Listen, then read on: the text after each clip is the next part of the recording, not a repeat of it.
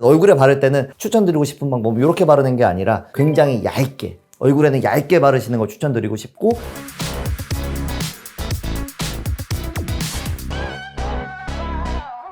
안녕하세요. 피부가 똑똑해지는 시간 피부톡톡 피부과 전문의 개지원. 피부과 전문의 안인수. 피부과 전문의 한성엽입니다.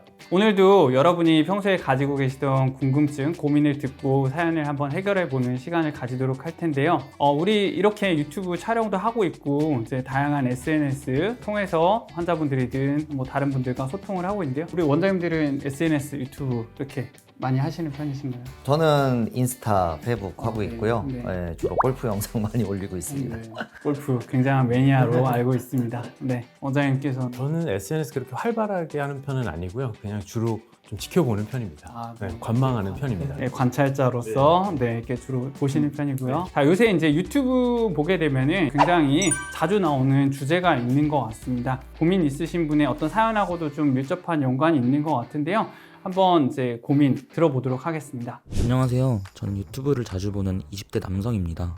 요즘 유튜브를 보니까 바세린이 피부에 좋다고 하더라고요. 근데 막상 주변에는 피부에 바세린을 바르는 사람이 없어서 이게 진짠지 아니면 마케팅인지 뭔지 모르겠어요. 피부과 원장님들은 바세린을 자주 사용하시나요? 고민 잘 들어봤고요. 우리가 바세린이란 말은 모르는 사람 없죠. 다 누구나 알고 있는 이제 제품이고 이제 뭔지도 잘 알고 있는데 현실적으로 많이 쓰느냐 뭐 이런 것도 충분히 궁금증을 가질 수 있는 것 같습니다. 원장님 바세린 사용하시나요?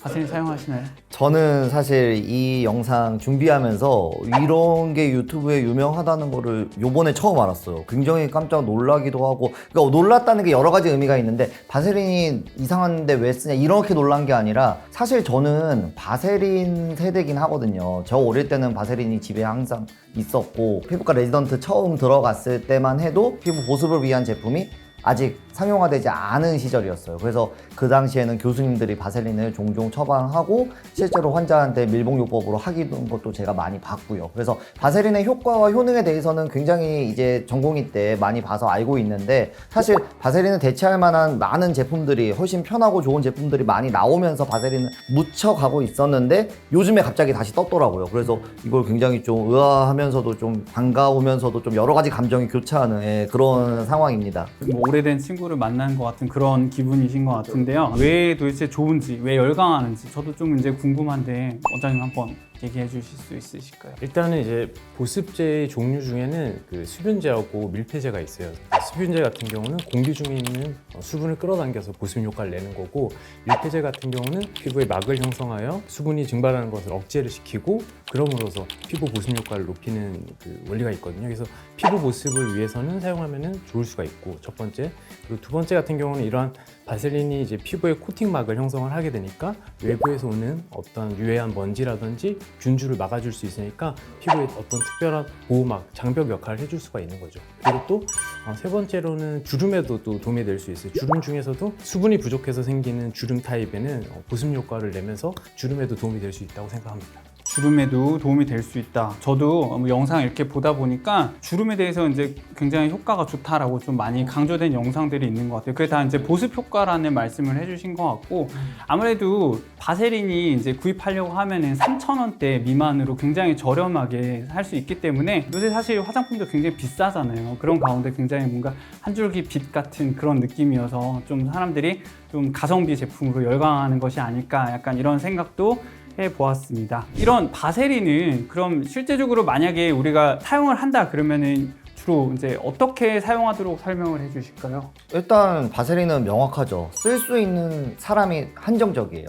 하지만 그 한정된 사람한테는 극강의 가성비인 제품이라고 저는 생각이 듭니다.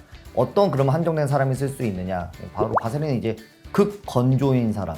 왜냐면요, 바세린 같은 경우는 이 피부 시장에서 가장 강력한 물리적 차단제예요. 물리적으로 차단해주는 건데, 이게 외부에서 피부로 들어오는 것도 차단하지만 피부 안에 있는 수분이 밖으로 날아가는 것도 밀폐를 시켜줘 버리거든요. 그러니까 우리가 건조해지는 이유가 피부 장벽이 약화되면서 피부 안에 있는 자연 보습인 수분들이 빠져나가서 피부가 건조해지고 거칠어지는 건데, 그럴 확률 자체를 완전히 일시적으로 차단을 해줘 버리는 거죠. 하지만 이제 지성인 피부, 피지가 많다든지 개기름이 많이 낀다든지 그런 분들은 오히려 바세린을 많이 바르게 되면은 안에 있는 피지가 배출이 되고 노폐물이 빠져나가야 되는데 못 빠져나가는 거예요. 그러니까 막히니까 염증도 생기고 곰기도 하고 여러 가지 부작용들이 생길 수가 있거든요. 그래서 바세린은 정말 본인이 피부가 굉장히 건조하고 거칠고 잔주름도 뻑뻑하고 이제 피부가 좀 이제 사막처럼 메마른 사람, 그런 사람들한테는 굉장히 좋은 제품입니다. 또 원장님께서는 혹시 그러면은 바세린을 사용을 뭐 어떻게 설명을 해주실까요?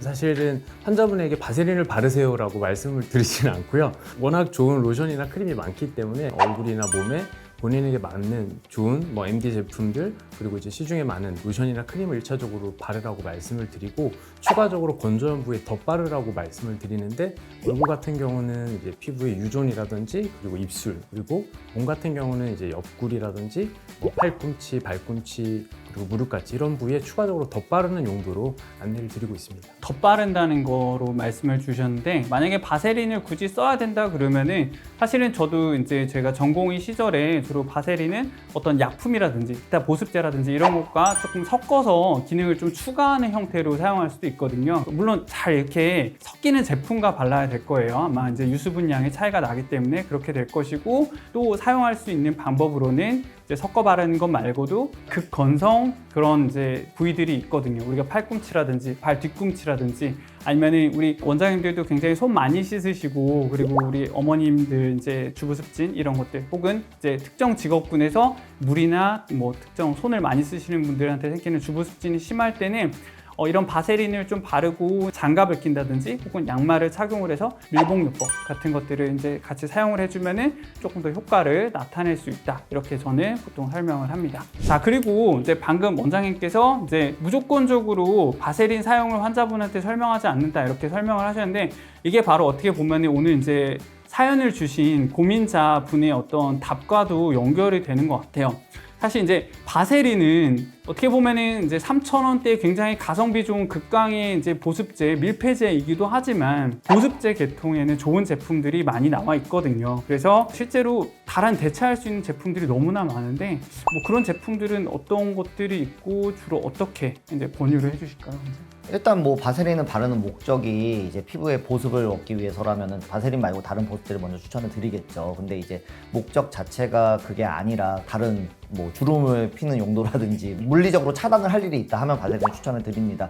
바세린을 쓴다는 건 그냥 보호막만 치는 거고요. 보습에서 굉장히 중요한 부분은 우리 피부 장벽의 복원이거든요. 그 장벽이 약해지고 얇아지고 무너지게 되면 피부가 건조해져요. 시중에 있는 MD 제품들은 그러한 장벽을 자기네만의 기술로 장벽을 복원시켜주는 제품이고요. 그래서 장기적으로 봤을 때는 MD 제품을 오래 바르면 피부가 점점 회복이 되면서 피부 장벽이 두꺼워지게 되는데, 바세린은 오래 바른다고 해서 장벽이 좋아진다든지 장벽이 두꺼워지는 이런 효과는 아닙니다. 그렇기 때문에 바세린은 목적을 명확히 해서 바르면 좋고요. 제가 바세린을 굉장히 잘 쓴 적이 한 번 있어요. 20대 때 동남아 놀러 갔는데 바다에서 놀다가 모래에 쓸려가지고 다리가 피가 맺혔거든요. 너무 아픈데 꼬맬 정도는 아니고 그냥 피가 나는 정도. 그때 있는 약이 없었어요. 근데 가방에 바세린이 있더라고요. 바르고 했죠. 안 아파요. 상처를 일시적으로 차단해주는 효과가 굉장히 좋습니다. 그래서 그럴 때 정말 굉장히 좋게 제가 사용한 적이 있는데, 이 같은 바세린은 목적에 따라서 쓰시면 저는 괜찮을 것 같습니다. 사실 이게 바세린이라는 게 발견된 것 자체가 1800년대 이제 미국에서 석유 시추를 하다가 석유 찌꺼기 같은 것들을 이제 바르게 되면은 상처 보호가 되고, 그런 데서 이제 착안을 해서 석유에서 정제를 하고 추출을 해서 상처 보호제로 사용을 한 것으로 되어 있거든요. 그래서 실제적으로 말씀하신 바와 같이 그런 용도로 사용한 좋은 사례인 것 같습니다. 안 원장님 말씀하신 것 중에 진짜 바셀린은 오래 바르면 좋지 않은 면이 피부 장벽이 약해질 수 있어요. 왜냐면은 이게 바셀린을 이렇게 밀폐제를 바르면은 피부의 수분 손실이 줄어들기 때문에 피부는 착각을 하죠. 이게 더 각질층을 만들 필요가 없는 것인가. 그렇게 해서 피부는 점점 이제 얇아지고 피부 장벽에 어떤 턴오버가 되지 않기 때문에 장기적으로는 피부 장벽이 좀 약해질 수 있습니다. 그리고 사실 이제 바세린 자체가 유튜브에서 굉장히 유명해진 게 또 하나가 있는데, 블랙헤드를 제거하는 데 도움이 된다라는 걸로 굉장히 좀 유명해졌어요. 도움이 된다고 생각을 하실까요? 제가 그거 보고 충격을 먹어가지고 교수님한테도 여쭤보고 제가 여러 가지 레퍼런스를 좀 찾아봤습니다. 그래서 일단 결론부터 말씀드리면 블랙헤드엔 쓰면 안 돼요. 바세린은 일단 좋아지는 것처럼 보일 수는 있습니다. 일시적으로. 왜냐하면 바세린 자체가 지용성이기 때문에 블랙헤드 피지를 약간 녹일 수는 있어요. 그래서 일시적으로 잠깐 좋아지게 보일 수는 있는데 그건 일시적이고 오히려 바세린이 모공을 막습니다. 모공이 이제 넓어지면서 거기에 때가 끼고 피지가 많이 차서 생기는 건데 그 모공을 막아버리니까 블랙헤드는 더 커지게 되겠죠. 그래서 장기적으로 봤을 때 블랙헤드를 바세린으로 제거하는 거는 좋지 않고요. 그리고 바세린 자체가 잘 씻기지도 않아요. 그게 모공에 다 껴가지고 그거 세안하려면 굉장히 힘듭니다. 남아있으면 그게 또 이리테이션이 되면서 자극성 접촉 피부염이 생길 수도 있는 거고요. 그래서 바세린으로 블랙헤드 제거는 좀 비추하고 싶습니다. 자, 그러면은 이제 바세린으로는 약간 한계가 있을 수 있다 이런 말씀을 들었는데 그러면 실제적으로 이런 블랙헤드가 있을 때 뭐 어떻게 관리하라고 설명을 해주실 수 있을까요? 바셀린으로 코 블랙헤드를 제거하는 건 저도 해서는 안 된다라고 생각을 해요. 그럴 때는 이제 지용성이 BHA 성분의 화장품, 그런 이제 보습제나 화장품류로 관리를 해주는 게 네. 좋을 것 같고요. 그러니까 이것도 아까 이제 고민하신 이제 환자분의 고민 내용에 이제 해당이 될 것 같은데요. 바세린이 도움이 되는 것은 목적이 굉장히 명확하고 써야 될 때 써야 된다. 무조건 다 보습제, 밀폐제라 그래서 다 그게 목적에 맞는 것은 아니다.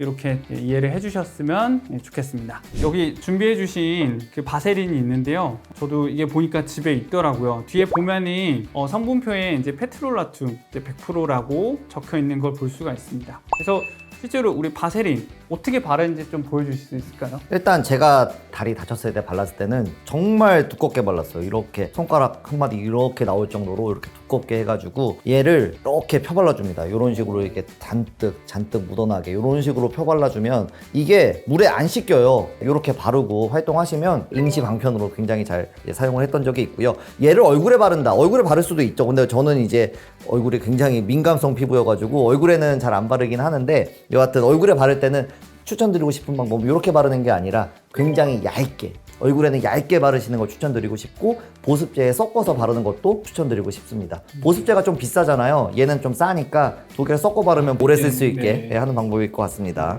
우리가 바세린에 대해서 제가 찾다 보니까 발암 성분이 있다라는 것에 대한 논란이 좀 있더라고요. 실제적으로 이거 그러면 어떻게 이해를 해야 될지 원장님 한 말씀 해주실 수 있을까요? 그 페트롤라툼 성분이 있잖아요. 이게 화학물질 국제 분류 기준에서 보면은 발암성 원비로 되어 있습니다. 근데 아주 오래전에 이게 지정이 되어 있었고 페트롤라툼 이 성분은 여러 화장품에 조금씩 다 들어있고 아주 오랫동안 사용을 해왔어요. 그래서 그것으로 어떤 문제가 있었거나 안보가 있었던 적은 케이스는 지금까지 없습니다. 그래서 어느 정도 사용은 해도 될 것 같고요. 그리고 이제 페트롤라툼이라고 하는 이 성분이 여러 가지의 정제 과정을 거쳐서 나온 제품이 바셀린이고 분자량을 봤을 때는 피부를 쉽게 투과할 수 있는 정도가 아니기 때문에 피부 외벽에 바르는 정도면 큰 문제는 없을 것 같습니다. 바세린 같은 경우는 굉장히 안전한 제품이에요. 어느 정도로 안전하냐면 화장품이나 약의 베이스, 기본 베이스로 상당히 많이 쓰고 있고요. 그리고 프로토픽이라고 제가 굉장히 좋아하는 아토피 피부염 치료약이 있는데 백색 바세린이 베이스로 깔리면서 이제 타크로니무스가 들어가게 되거든요. 그러니까 2세 이상의 아이들도 자유롭게 사용할 수 있는 약이다 보니까 그 정도로 안전하고